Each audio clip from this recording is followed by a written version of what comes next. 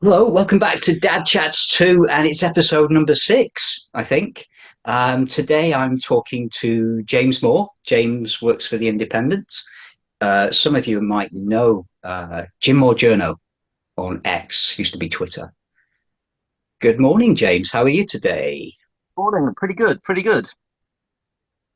Excellent. Thanks for joining me. You and I have been talking for quite a while on multiple subjects on X, mostly diabetes and disability. We both have type one. No, you were diagnosed a while ago. Do you want to tell me a little bit about when you were diagnosed and what happened? Yeah, I was diagnosed 50 years ago now, when we were living on the edge of Sheffield, when there was still a steelworking industry there. My granddad and my paternal granddad and grand worked in the, I think, British Steel Mill number two. And my late father, also worked for British Steel. So we lived in a village, or well, in a town on the Stocksbridge on the edge of Sheffield. Although I haven't got the accent anymore. And I was 2 years old when I was diagnosed. Rushed into Jessop's Hospital, the Children's Hospital there.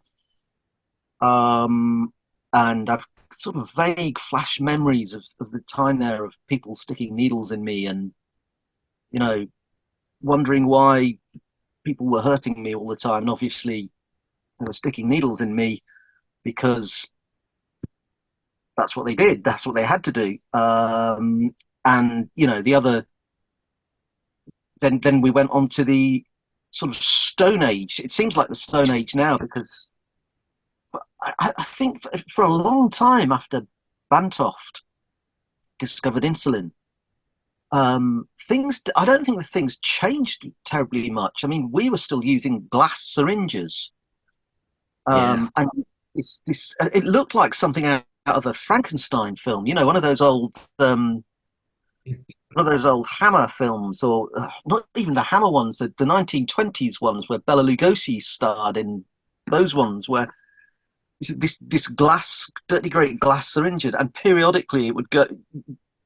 I remember my mum boiling water up in a saucepan and putting this thing in to sterilize it, and the huge great needles that they put on these things, and having this, they tell you to stab them in really deep.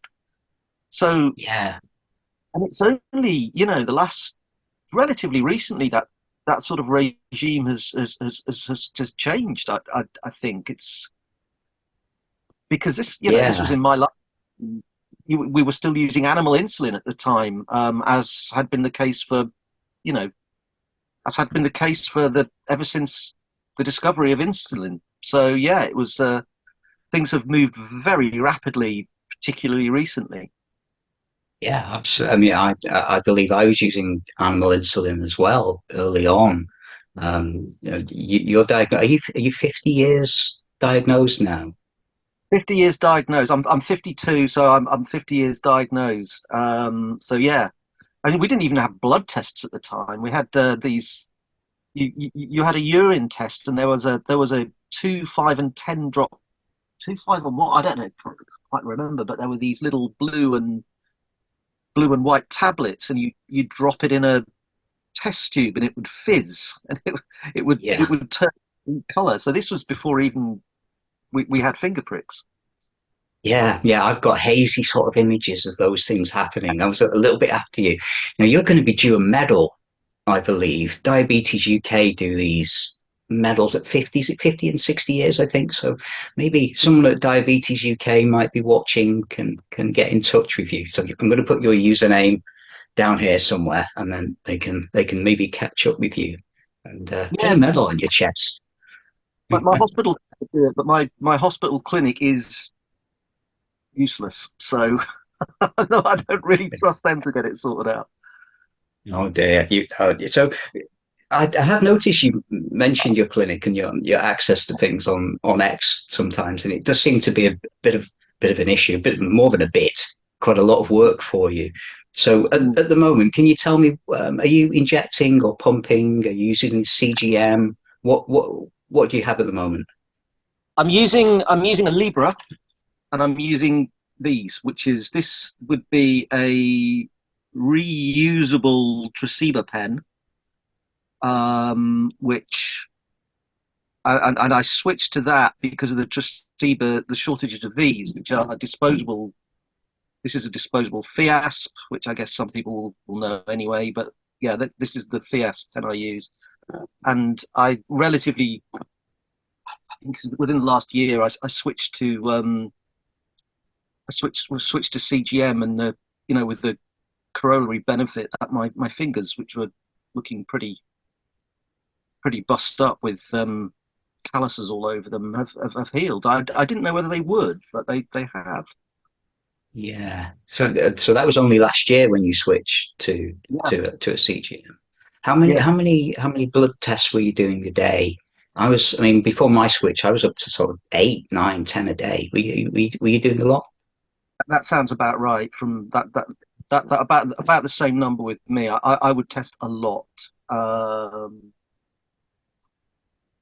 just because Yeah. I kind of need to know, and I would adjust based on the test results, which I still do. Um, but yeah, I would test a lot. So you're Yeah. obviously, I mean, saying, oh, the fingers looked top of the fingers looked awful. Yeah, you get all these sort of speckly bits, don't you? And then they can get sore, and yeah, over time the skin can get harder. Yeah, it's hard work, and I think maybe I don't know about you. You become sort of conditioned to doing it, and don't give it a second thought until something starts to hurt, and then maybe you work out actually I'm doing that a lot. Yeah, yeah. I mean, I wouldn't use. I used to.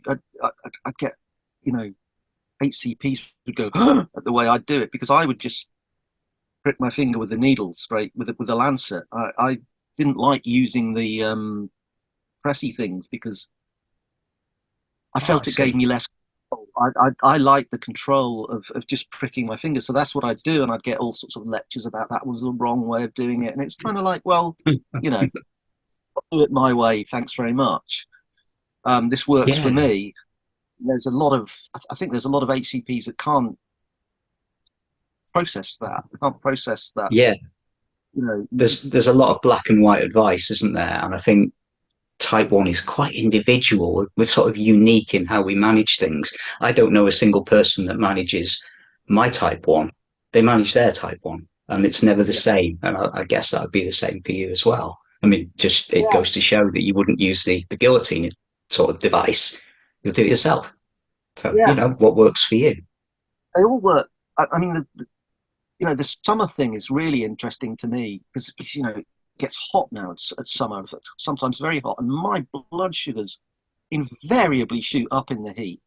And I was told by a DSN at my clinic, "Oh no, no, no, no, your sugars go down in the heat." Well, mine don't, and I checked Mm, back with my mother, who was obviously looking after my treatment in the early days. She says, "Oh, it's never went down in the heat. It's always done that." And the reaction I got, no, no, blood sugar goes, and obviously I tweeted about this on X or Twitter, and was gratified to see getting a rush of people saying, yeah, mine goes up in the heat as well. So yeah, it's a complete mix, isn't it? I mean, I'm the opposite. I will go down in the heat, but I do know that people like yourself will go the opposite way. mm, It's never sort of black and white diabetes. Type 1 at least diabetes never seems to be black and white at all. So you're on MDI, so multiple daily injections and CGM at the moment. Are you happy with what you're using, or are you looking to advance more with tech, or are you comfortable? um, I mean, I'm comfortable enough. My since I got the CGM, I was bopping around sort of 48, 49, 50s in the HbAs, and the since I've had the CGM, I'm down to 37.5. So the results are good. I quite like the control I have from pens. I would like the option, but I don't think I'm going to get it. It would be nice to have options. I see pumps. I find them fascinating. I've read all about HCL, and I would like the option, but I don't think I'm going to get it. And if you look into the pricing of doing it privately, I just kind of think, well, I don't think that's an expense I need or want to pay out when, I mean, obviously I have other disabilities as well as diabetes because of a road accident, and I'm paying for private because you just can't get it on the NHS. So, now a couple of grand for a pump just, no. Yeah, it's the cost is just enormous if you were to self fund. And it sounds with your HbA1c that things are good in that way. I guess it's a question. It wouldn't be a question of how much burden that you're managing, and would tech help with that burden? Would that lessen for you? Would it be a bit easier to manage with it? I'm similar to you in terms of choice. I think choice is good, and I think we should all have a choice about how we manage the condition, and what works best for one might not work best for the other one. Again, another example of we're quite unique, aren't we, in how we manage things? I mean, the one thing I do, the one thing where the sort of pump I do find sort of interesting, um, and why I perhaps explore it if the option was open to me is I've seen some of your lines and they're much straighter than mine because mine, my BGs stay mostly in range, and I'm again now I've got the CGM. I'm rarely not very often in the teens, which I used to be. But it's an up and down graph, particularly recently because I've had my daughter comes home from school and brings this horrible virus where you get a headache, and you have kids, and school's a Yeah, germs factory. Bring them back to the parents, and you get the joy of their viruses.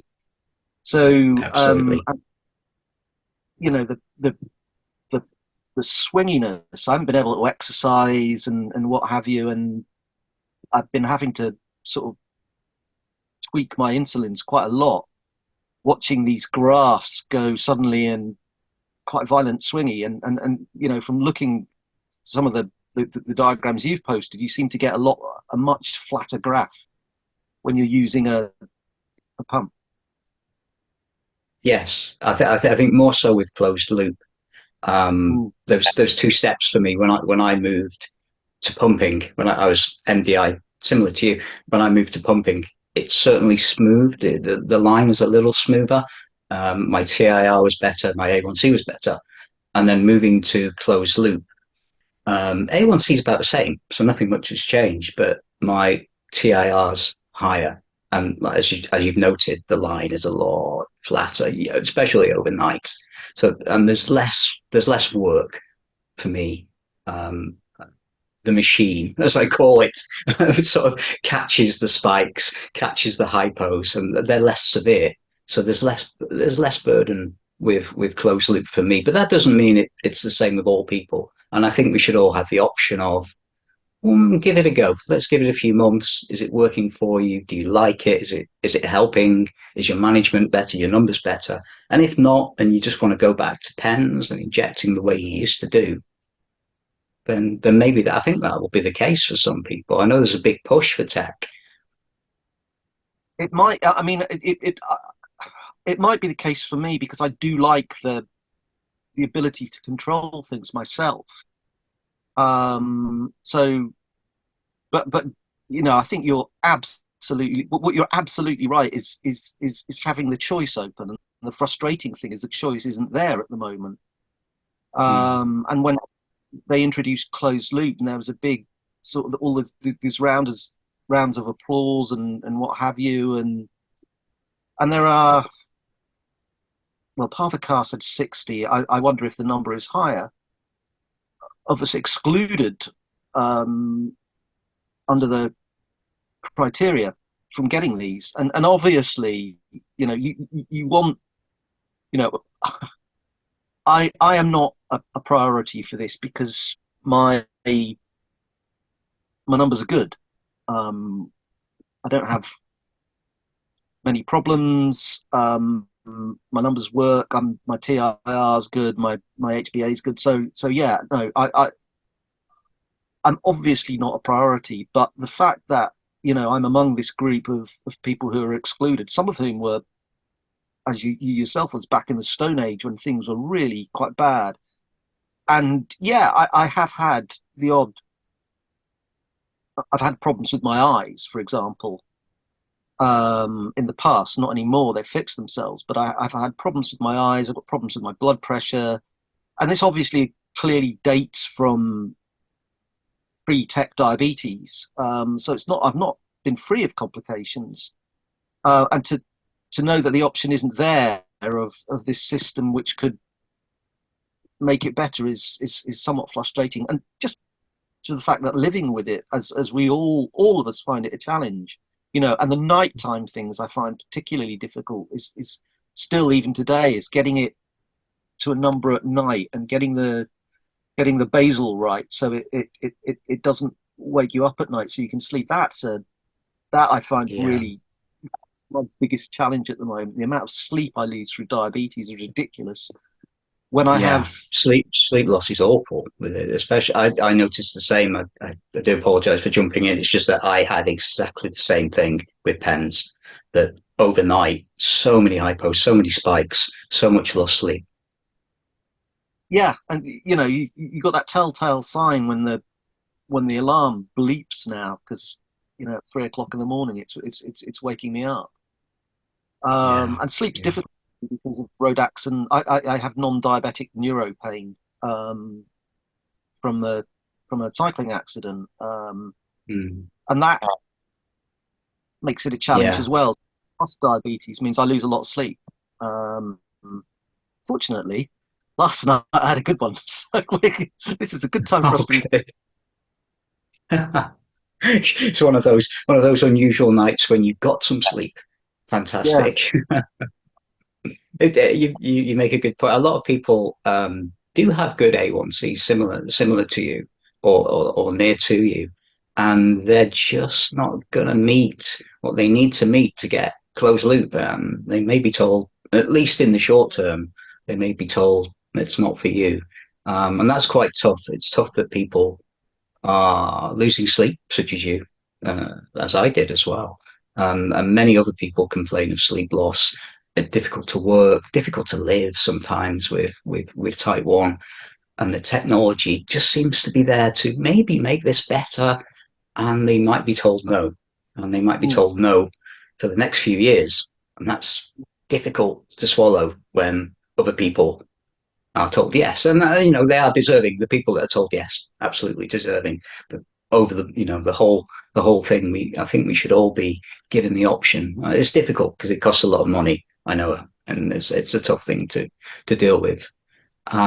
So that's tech and access, which is going to be a subject, I think, a hot subject for the next few years. I mean, what I would hope was that the various our various organisations would start campaigning because it's not just we talk about the sleep lot. It affects mental health. It affects a lot of things, and not having the tech available is for a minority of us is quite painful. And there are promises of reviews, and you know I, I've lived in Britain long enough, and I've been in journalism long enough to not trust anything until it's in front of me, until it's there. Yeah, So yeah, I agree with you completely there. yeah, yeah. So you mentioned a couple of things there. Let's touch upon journalism, and Hmm. I think that's how I stumbled upon you. I don't know how it was. I think maybe I was searching for something, or you'd done a piece that was published in the Independent, and I found you that way. But we, found ourselves on X somewhere. So when did you start with journalism? Pretty much, I've been a journalist all my life. Pretty much, I started. I did a. There's a story. There is a diabetic story related to that as well because I finished. I did a degree in genetics, believe it or not, up in Manchester, University of Manchester, and rapidly realised that I couldn't spend the rest of my life in a lab. So I applied for journalism courses because I'd worked on the student newspaper. Figured that would work for me, would suit me, and I like the writing side of it. So Cool. and I was lucky enough to get into City, which was one of the best courses at the time in London. But I'd also applied to another course. I'd applied to sort of three courses, um, and one of them at the end of they did this group interview. At the end, they took me aside, and the guy said to me, "I noticed from your application form that you're diabetic." And I said yes. I was nonplussed by this and didn't quite know what was going on. She said, "Would you be able to cope with this course then?" And I said, "Well, yeah. I've been doing a degree. I've been doing this, that, and the other extracurriculars. I've had a full life. I think I would. Well, Yeah. this is not like a regular degree course. This is like a regular job." And I was just completely taken aback because Mm. it seemed to be saying, "I don't think this course is for you because you're diabetic." And Mm. I just hadn't encountered anything like that, quite like that before. And I was just gobsmacked, really. And needless to say, I went away from there and never got an offer from that. Wow. It didn't hold me back and wasn't a problem because I got on the course that I wanted to get on. But yeah, that was after that I became very wary about declaring diabetes. And there is an argument. I know my mum always thought I should, because obviously you need people around you to know if you're having a hypo, and you need Mm. to know what to do if you're having a hypo. But I became very wary about disclosing it after that, Yeah. because I just, yeah. That's sort of it's sort of a almost a passive ableism, isn't it? Can you do Mm, this? Almost as if mm, they care, but they're sort of saying, "I don't think you can do this because of." yeah. Hmm. Yeah, I know what you mean about disclosure as well. It's difficult. I hid my diabetes for decades, until I had an enormous hypo and I couldn't turn up for work one day. And then I had to explain, and it was all fine. Nothing came of that. And not long ago, I decided to not hide it at all. But I do understand. You don't want to feel judged. You don't want to miss out on an opportunity because of diabetes. Yeah, it's still a thing for people, which is Yeah. which is quite sad. And ableism on the whole is still an enormous issue, I think. Oh yeah, Um, yeah. Everywhere, and it never gets mentioned. When there's an equality conversation, ableism is. I think David Blunkett actually was on Radio 4 last week saying that, that when the conversation turns to matters of equality, if they remember if they remember disabilities any kind, of gets tacked on at the end. you know, yeah, it's a yeah. kind It, of, it, it really is, and you see it. Pay gaps are rarely published. People rarely, you don't see many statistics that aren't official stats given by companies, for example. So yeah, it's very much poor relation. Yeah, I mean, it's shocking as well because the amount of people that have some form of disability that may be visible or hidden, it's a large amount of the population. I've forgotten the actual numbers, but I think the last time I saw it, something like 40% or something along those lines. It's an enormous amount of the population, working age population, that find it difficult. Yeah, There's, it's it's a massive amount, and it I think the secret is to, when they come knocking on the door asking for your vote, is asking them about it and what they plan to do about it. And certainly, York council as one of the most, for me as someone who uses a wheelchair. Um, the the result, there was a Liberal Democrat coalition which was in control of that council, and they shut off the centre of York to blue badge holders, and they got kicked out because there'd been a really impressive campaign by local organisations to say, this is not good enough. This needs to change, and it swung the election. So it's there is we do have power. It needs to be utilised. Yeah, yeah, I think so. And we'll just get onto this last subject because we may be short of time soon. But you mentioned being a wheelchair user, person in a wheelchair. No, I'm not sure how that came about. Are you? Would you like to explain that to the viewers? Yeah, I got run over by a truck. I got run over by a cement truck while I was out cycling in East London. Which, if you're gonna find somewhere to get run over by a truck and you want to survive it, go cycling in East London, because you will be sent to the Royal London, and the trauma centre there is astonishingly good. I've not had a very good experience of diabetic care in my life at all, other than some very good GPs. But the trauma team there, I mean, I broke, I broke my pelvis, 2 places, had a bleed on it, had a collapsed lung, broke my leg, places, broke my arm, multiple, collarbone, elbow, a couple of bones in my back, ribs, just you name it, I broke it. Snapped Wow. nerves. So I got taken to the Royal London by the air ambulance. Was subsequently told Mm, by the doctor that was on there that I was the sickest patient he treated to have survived. So wow. yeah, that was sort of amplified my journey with disability, if you like. So yeah, that happened.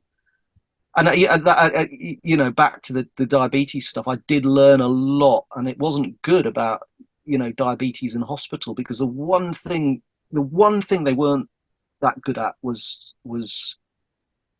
later on, sort of when I'd come out of the ICU and when I'd come out of the HDU, I was running sugars at sort of 19, 20 and what have you. And because they insisted on a Mm, chart of how much insulin you were allowed to have, and you had to say how many units you wanted. And I said, well, I need more than that.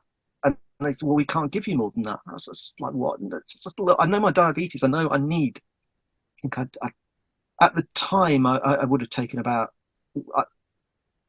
10 units. I think I needed to bring the high down. It was my estimation. They'd only give me half that. And I was eventually presented with it. Well, do you want the insulin or not? I was just gobsmacked. wow. Yeah, also, There's a lot of conversation about inpatient care on X and social media, and some of the tales. Wow, I can understand why people just don't want to be in hospital, especially at the moment. And I guess we're talking a while ago here, so even in the past with you, things were not good. I would no, hope things will get better. things got better for me. In I had problems with both hospitals I was in, the Royal London and Whipps Cross in particular. And things got better because basically you had to get a diabetic nurse out on each one to say, and what they basically said was on the wards, leave it to him. Yeah, And once you leave it to him, and I had my blood machine and my insulin back in my control, things got better, and my BMs came down, and I, did all the did what we do every day, and things got better, but they weren't. You could see they weren't yeah, comfortable about letting me have control, and we get education pushed on us quite aggressively sometimes. Certainly has been with me, and I've always said, no, just leave me alone. You help yeah. me. It's Somehow, it's quite I'll, it's quite it's quite odd, isn't it? Because you've managed type 1 for years, 50 years now, and a significant amount of time at that stage. So have I. it would seem quite obvious this person can manage their type 1 quite adequately. Yeah, Let's let and them manage it whilst we manage the other health issues they've got in hospital. yeah, and be there to help when it's needed. And also, but you just think, well, the healthcare professionals who aren't specialists need some education themselves, and maybe some of the endos need some education too. I know there's a brilliant paper by a couple of junior doctors, Caitríona Cox and Zoë Fritz, and they were attacked by the Daily Mail for being woke medics because they produced this paper on how doctors talk to patients, and Mm. they weren't woke medics. They were just it has a level of understanding in it that I've seldom seen.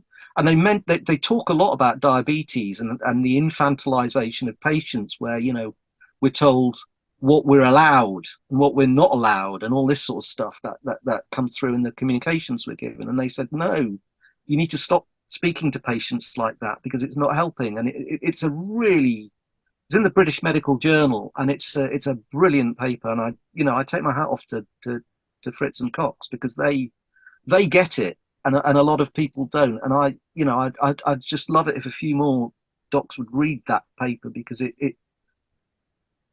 Yeah. Maybe if we can find that, I'll put a link below with a few other things, and I'm sure people might want to take a look at that one. yeah, it's a fantastic, it's an absolutely fantastic paper. So I'll email you the link. But yeah, it's really good, and there is a way forward in that about how to speak to people with diabetes, because it is a very unusual condition in that we're self-medicating a lot of the time, and we're adjusting things ourselves because there's no other way around it. You have to do that. You can't, you might see a doctor about a drug to teach. I mean, my wife has rheumatoid arthritis, so she obviously goes to the clinic and they discuss the dose and that sort of thing, what have you. And if it needs changing, they change it. We have to change Yeah, it ourselves because day to day absolutely. things. So yeah, it's a unique condition like that, but few Yeah. people don't. The doctor knows best mentality is still there. It is. It is. Although, we 99 point something percent, we manage this ourselves. And there's that tiny amount of time when we get some advice of somebody that's qualified. Mm. So you sent me a few images in email. Now, one of those images stands out to me. You're outside number 10. What was happening? I'm going to show that image now. Tell me what was happening. Yeah, that was the I was that was I think was to do with George Osborne had done something to the tax or found some money from somewhere to give to the air ambulance, and he gave me a very fishy look when I was actually in number 11, but I got the picture taken out for number 10, and as a wheelchair user to get through you have to go 10 and go through the connecting door because you can't go through the entrance to number 11. Oh, I So see. Okay.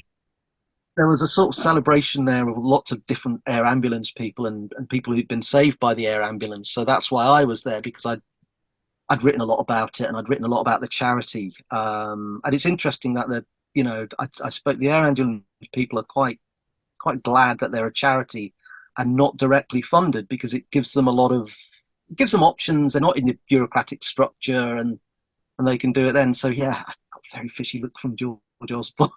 From somewhere. You've Fantastic. seen my photos in the read articles with me being rude about him. But yeah, that's why I got my picture taken outside number 10, because I thought, you're not often going to get invited to Downing Street. I might think I'm going to get my picture taken here. Absolutely. Yes, you may as well. You may as well. Well, I think we're getting short on time, Jim. So thank you so much for joining me today. I think we could talk about these subjects for many hours and we'd have a huge video, but let's cut it there. Hopefully we can catch up again on Yeah, X and in email at some point. If people want to follow you, your username is down here. I'm going to put some links down below to some of your bits and bobs as well. So brilliant. thanks for that, Jim, and we'll speak soon, I hope. Yeah, really good to speak.